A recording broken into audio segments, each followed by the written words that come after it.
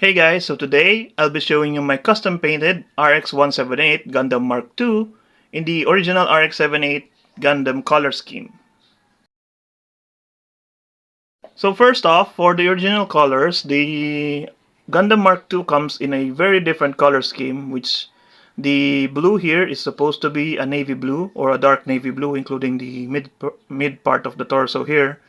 And then the middle piece of the crotch here is supposed to be also the same color as the body, as well as the red part here on the shield. And then the eyes and the camera lens on the head are supposed to be green. And then I think that's it for the original colors of the Gundam Mark II. And for changing it into the RX-78 original colors, I decided to paint the torso here blue, including the inner part of the shoulder. And then the mid torso here, I also painted it red. This part here, which is supposed to be the cockpit hatch, is supposed to be also red, but I painted it into blue because the cockpit hatch for the RX-78 is supposed to be blue here.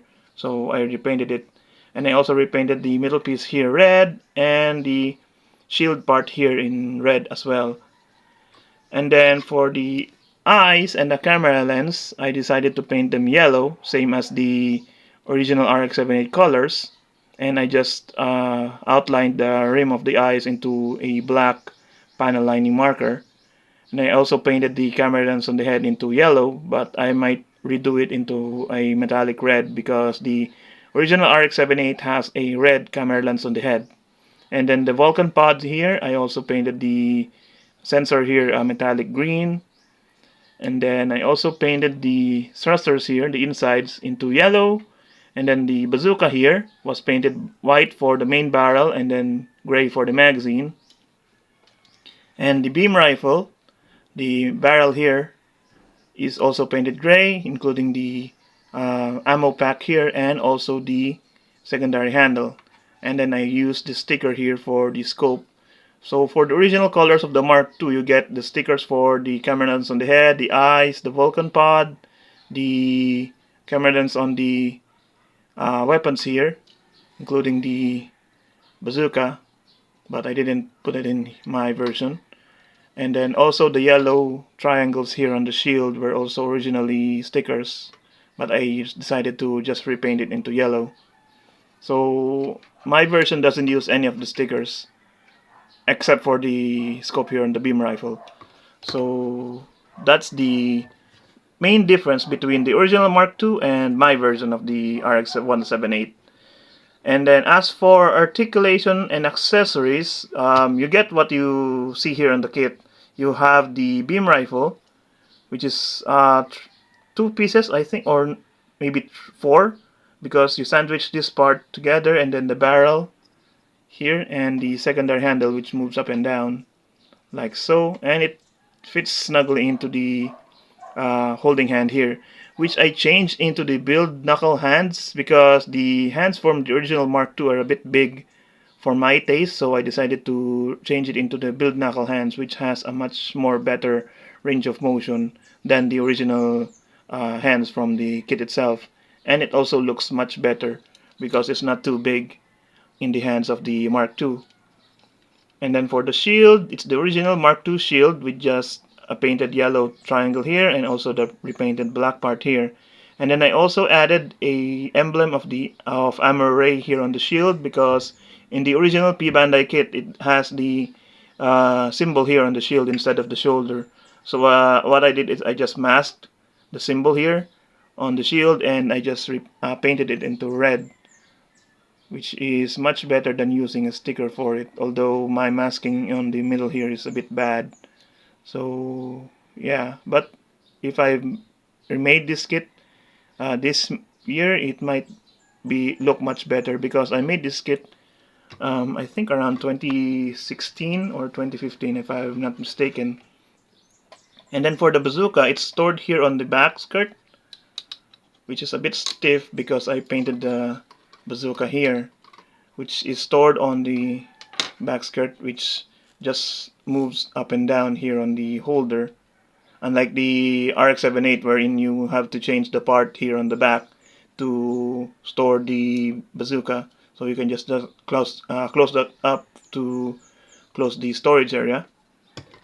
So for the bazooka here, it's only molded in 2 pieces and it's completely molded in black. So you have to paint the ammo pack here and the shoulder resting area for the bazooka here gray, and then the whole barrel here is supposed to be white, so I just repainted it into white here, although my paint job is a bit of a mess because again this was an old custom that I made when I'm just starting customizing my kits.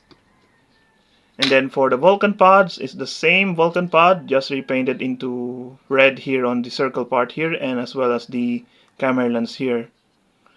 And then there's also a hole here on the back, which is plugged by this small piece, if I can remove it, wherein you can connect either the Super Pack or the Build Mark II backpack from Build Fighters. So that's the only purpose of this connection piece here.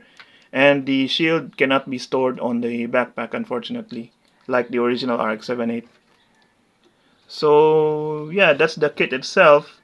And then for articulation, since this is the old Mark II, which is from Build Fighters, which is the base kit that I used, but the Mark II itself is from Zeta Gundam. So this kit came out around 2004, I think. But in terms of articulation, it's a bit better than the other old high-grade UC kits. For the head, it moves up and down a little bit, and side to side, and rotate all the way around without the earmuffs here. And then for the shoulders, it can move in and out for an old kit, that's good. And then also up and down from the torso here. And then for the shoulder itself, it has a separate shoulder joint, which lets it move up that far. And then the shoulder can move by itself, or the shoulder armor. And then for the bicep, it can rotate all the way around, and the elbow can bend only on a single joint because again it's an old kit. And then for the wrist, it's on a ball joint and a hinge combo because this is the Build knuckle hands, so it can rotate and wiggle around and also move in and out from the knuckle joint here. And then for the waist, there's no torso articulation, but since the polycap inside the body is a bit loose, it can move forward and back a little bit and also rotate until the gray part here hits the red piece here on the middle piece of the crotch.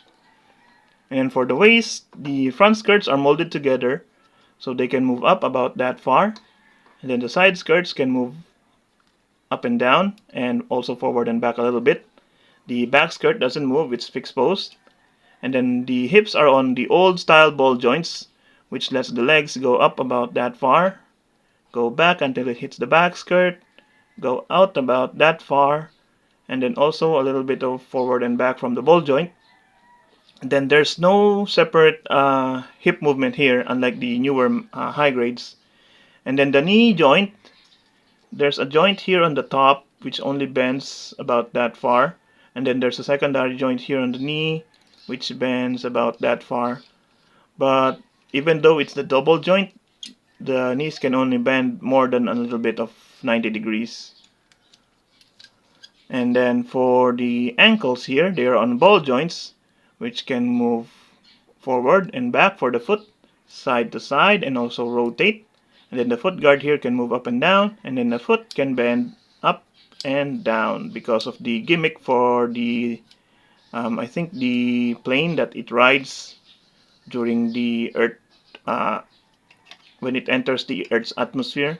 I think that was, I forgot the name of it. So that's the Gundam Mark II in the original RX-78 colors.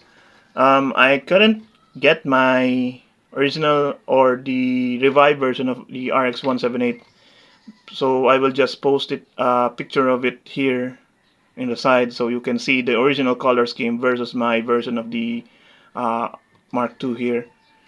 And for a P Bandai kit, I think that it's not worth it to buy or to find the P Bandai version of this kit.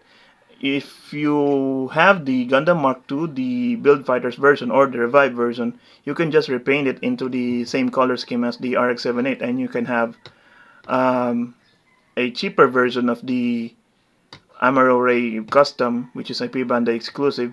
And I think they didn't re-release that kit, or if I'm not mistaken.